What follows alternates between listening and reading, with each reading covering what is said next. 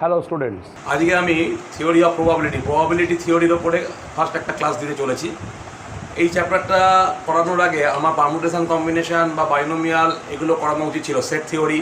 কিন্তু কিছু স্টুডেন্টের রিকোয়েস্টে, তারা গেটের স্টুডেন্ট, তারা আমাকে বলাতে আমাকে এটাকে এই ভিডিওটাকে আগে করতে হয়েছে। তা আমি প্রথম থেকেই বলছি যে আমি তো পরপর সব চ্যাপ্টারগুলো করাচ্ছি, এখনও 12-এ কোনো চ্যাপ্টারে ঢুকিনি। তো যদি কোনো স্টুডেন্টের কোনো চ্যাপ্টার প্রয়োজন হয়, তো আমার হোয়াটসঅ্যাপ যে নাম্বারটা আছে হোয়াটসঅ্যাপ করো, কমেন্টস করো।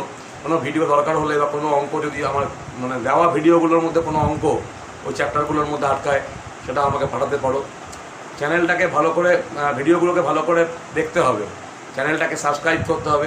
তার আগে আমি একটা কথা বলে নিই আজকে, যে আমি প্রতিটা ভিডিও যখন আমরা আপলোড করি তখন আমি মোটামুটি কিছু গ্রুপে, ফেসবুকে আমি এটা শেয়ার করছি। সেই সব গ্রুপের অ্যাডমিনদের আমি অজস্র ধন্যবাদ দিচ্ছি। আমার ভিডিওটাকে উপযুক্ত সম্মান দিয়ে তারা পারমিট করছেন, তো এই জন্য অজস্র ধন্যবাদ। এবার এই ভিডিওটা যারা দেখছো, যেসব স্টুডেন্টরা দেখছো, তাদেরকে একটাই রিকোয়েস্ট, যে ভিডিওটা ভালো করে দেখো। ভিডিওগুলো ইউটিউবে গিয়ে সঞ্জীব স্যার টিউটোরিয়াল চ্যানেলটাকে সার্চ করে সেখান থেকে ভিডিওটা থেকে সাবস্ক্রাইব করো। তাহলে নতুন নতুন ভিডিও যদি আপলোড করি তাহলে তোমরা নোটিফিকেশানগুলো পেয়ে যাবে। আর তারপরে তোমরা ফেসবুক থেকে দেখতে পারো, প্রথমে ওটাকে সাবস্ক্রাইব করে নিও। প্রতিটা ভিডিওকে ভালো করে খেয়াল করতে হবে প্রথম থেকে লাস্ট অবধি। তাহলে এই লকডাউনের মধ্যে কোনো জায়গায় ক্লাস না করেও তোমরা সেই ফেসিলিটিটা পেতে পারো। যেগুলো প্রবলেমগুলো বিভিন্ন বই থেকে আমি যে পড়াচ্ছি, কোনো ডাউটস থাকলে জানাও, এবং কোনো ভিডিও যদি অ্যাডভান্স দরকার থাকে সেটাও আমাকে জানাতে পারো। তো আজকে শুরু করছি প্রবাবিলিটি থিওরি, যেটা ক্লাস 10 থেকে 12 সব ক্লাসেই লাগবে। তাছাড়া গেট, B.Sc, ক্যাট বা MCA, MBA বিভিন্ন ক্লাসের জন্য, বিভিন্ন পরীক্ষার জন্য এটা লাগে। তো প্রবাবিলিটি থিওরি, তো এর জন্য কিছু আমাদের টার্মসগুলো আমাদের জানতে হবে। তো সেই টার্মসগুলো জানার জন্য তারা কিছু ডেফিনেশন বা কিছু নোট টাইপের আমি লিখে দিয়েছি, এবং সেটা নিয়ে ডিসকাস করবো। এটা একটা ক্লাসে পুরোপুরি কমপ্লিট হবে না, নেক্সট ক্লাসেও আমি এরকমভাবে কিছু টার্মসের ওপরে নোট দেবো, তারপরে প্রবাবিলিটির কিছু ডেফিনেশন, তারপরে কিছু অঙ্ক করাবো। ঠিক আছে, প্রথম যেটা বলছি যে নোটটা, সেটা হচ্ছে এক্সপেরিমেন্ট অর র্যান্ডাম এক্সপেরিমেন্ট। কাকে বলে এক্সপেরিমেন্ট, আমরা কাকে বলবো? It is an operation that result of 2 or more outcomes. একটা অপারেশনে কী কী রেজাল্ট আসতে পারে, সেটা দুটো বা তার বেশি হতে পারে অ্যান্সারটা, সেটা আমরা জানি যে কী কী অ্যান্সার হতে পারে, কিন্তু পার্টিকুলার কোন অ্যান্সারটা আসবে সেটা আমরা প্রেডিক্ট করতে পারবো না। সেরকম কোনো অপারেশনকে আমরা বলবো experiment. It is an operation that result in 2 or more outcomes, although we know the set of all different outcomes of an experiment. না, আউটকামসগুলো কী কী হতে পারে আমরা জানি। It is not possible to predict which one of the set will occur at any particular execution of the experiment. Particular এক্সপেরিমেন্টে কী আউটকামসটা আসবে সেটা আমরা বলতে পারবো না, কিন্তু কী কী আসতে পারে, যেমন একটা খেলায় 3টে কেস হতে পারে। একটা হচ্ছে জিততে পারি, উইন, লস, অথবা টাই। কী হবে সেটা বলতে পারি, তবে এক্সপেরিমেন্ট ওটা। যদি আমরা জেনে বসে থাকি যে আমরা কী হবে, তাহলে এটা এক্সপেরিমেন্ট না। যে জিতবই বা হারবই বা টাই হবে, কট অফ জিনিসগুলো, সেটা তো এক্সপেরিমেন্ট বলতে পারি না। তো এক্সপেরিমেন্ট হলে কী কী আসতে পারে জানি। একটা ডাইকে unbiased die, no doubt unbiased মানে ফেয়ার ডাই, মানে ডাইটাকে এমনভাবে তৈরি করা হয়েছে যে কোনো একটা আসতে পারে 1, 2, 3, 4, 5, 6-এর মধ্যে। এটাকে বলা আনবায়াস ডাই বা ফেয়ার ডাই। বায়াস করা মানে কোনো পার্টিকুলার একটা ভ্যালুর ওপরে আমরা ওটাকে এমনভাবে করে দিচ্ছি, ঝোঁক আছে, ওইদিকে টেন্ডেন্সি আছে, মানে বারবার করে ওটাকে কাস্ট করলে বা থ্রোয়িং করলে, থ্রো যদি করি ওই পয়েন্টটাই পড়বে, ওটাকে বলা হয় বায়াসড। পার্টিকুলার একটা পয়েন্টের দিকে বায়াস করে দেওয়া আছে। আনবায়াস মানে ফেয়ার। তো এখানে এক্সাম্পল দিচ্ছি, টসিংয়ে ফেয়ার কয়েন, ফেয়ার মানে ওই আনবায়াস কয়েন, হেডও পড়তে পারে, টেলও পড়তে পারে। কী আসবে, হেড বা টেল, দুটো আউটকাম। কী আসবে বলতে পারছি না, তাহলে এই টসিংয়ে ফেয়ার কয়েন এটা একটা এক্সপেরিমেন্ট। আবার কাস্টিং অ্যান্ড আনবায়াস ডাই, একটা আনবায়াস ডাইকে যদি ছুড়ে দিই, একটা ব্যাগ থেকে একটা ডাই, লুডুর ছক্কা ছুড়ে দিলাম, তা আউটকাম 1, 2, 3, 4, 5, 6 যে কোনো একটা হতে পারে। জানি কী কী হতে পারে, কিন্তু কী আসবে বলতে পারছি না, তাহলে এটাও experiment. Drawing a card from well shuffled pack of 52 cards. একটা কার্ডের তাসের যে প্যাকেট, তার মধ্যে 52টা কার্ড থাকে, 52 কার্ডস। এটা পরে আরও লিখে দেওয়া হবে যে কীরকম কতগুলো কার্ড থাকে। তো তার মধ্যে একটা কার্ডকে ড্র করা হলো, কোন কার্ডটা আসবে সেটা তো আমরা প্রেডিক্ট করতে পারবো না, 52টা থাকে জানি, তাহলে এটাও একটা এক্সপেরিমেন্ট। এরপরে ইভেন্ট। ইভেন্ট কাকে বলবো? কোনো একটা এক্সপেরিমেন্টের মধ্যে যে আউটকামগুলো আসে, যেটা আমরা জানি বললাম, তার সেটটাকে বলা ইভেন্ট।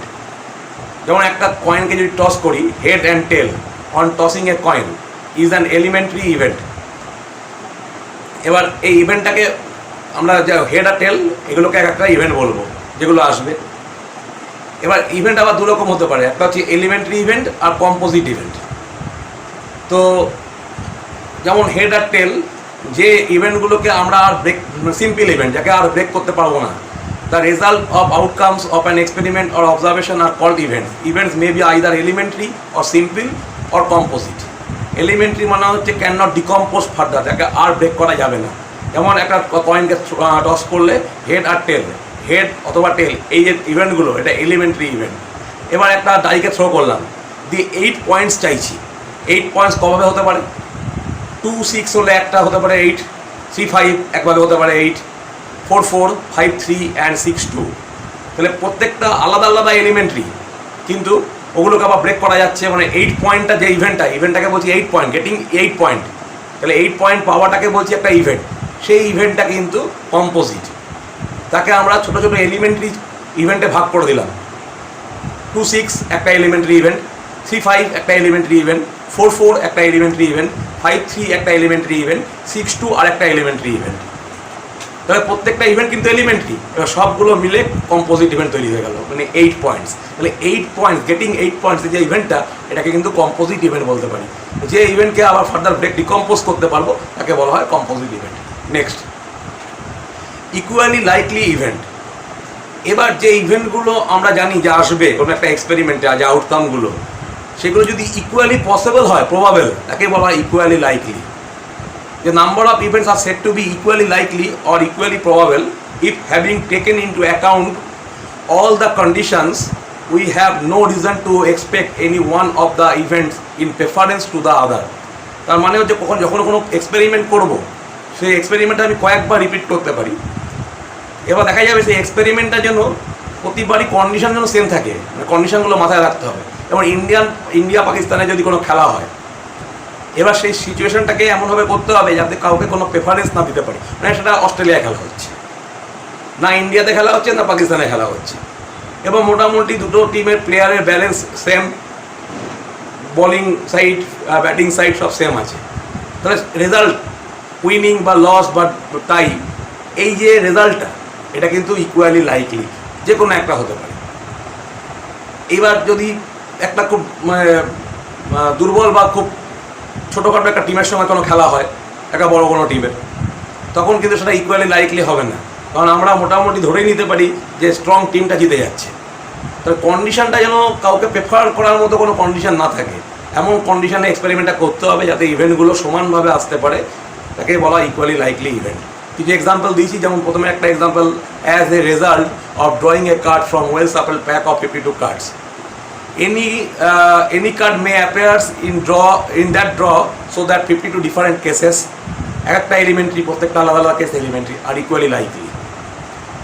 তার মানে 52টা কাছ থেকে যে কোনো একটা তুলছি, যে কেউ আসতে পারে, এটা হচ্ছে ইকুয়ালি লাইকলি।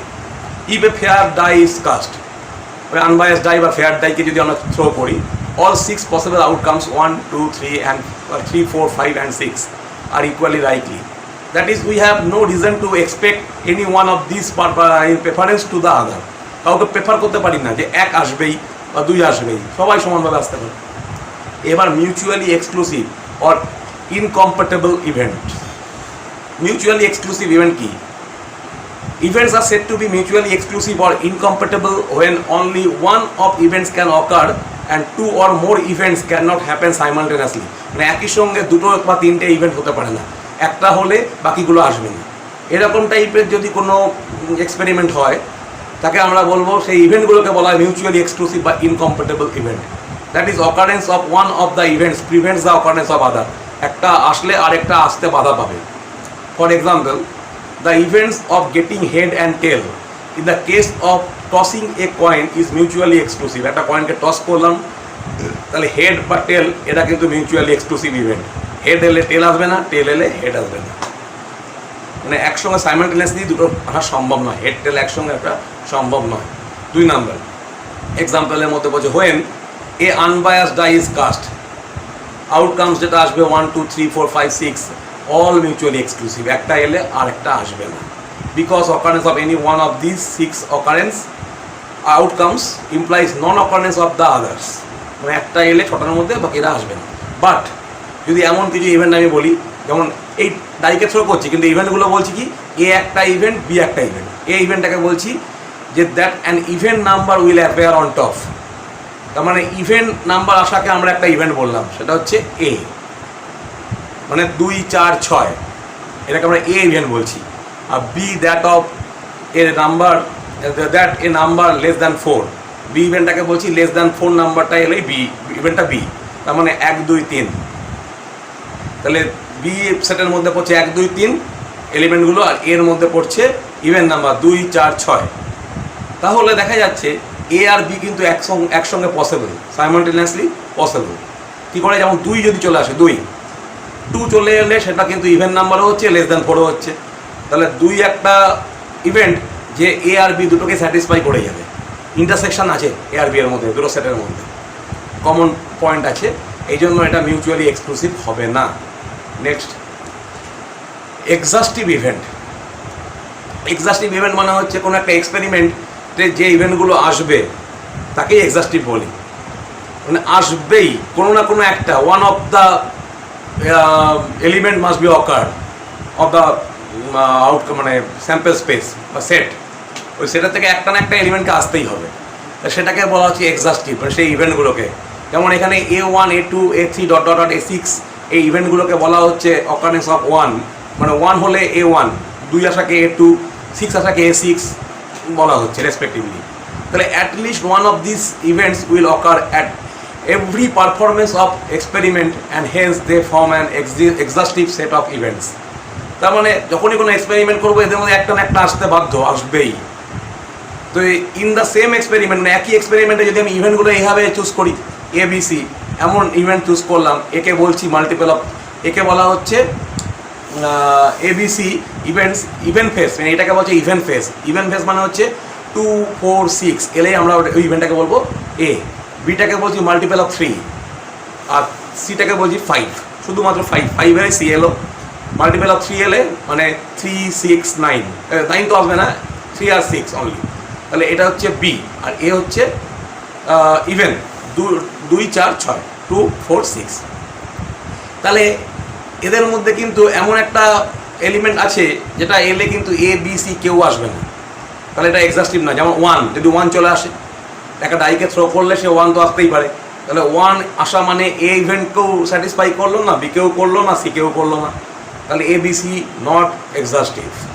এবার যদি আমি আরেকটা ইভেন্টকে ঢুকিয়ে দিই ওখানে ডি, সেটাকে বলে দিচ্ছি আলাদা করে 1, তাহলে এ হচ্ছে ইভেন্ট ফেস ইভেন্টটা, বি হচ্ছে মানে ইভেন্ট নাম্বার এলেই এ, বি হচ্ছে মাল্টিপল অফ 3 যেটা বলা হলো, সি হচ্ছে 5 এলেই সি, আর ডিটাকে বলছি 1 এলে ডি। তাহলে কিন্তু 4টের মধ্যে একটা আসতেই হবে, তাহলে A, B, C, D কিন্তু এক্সহাস্টিভ ইভেন্টস।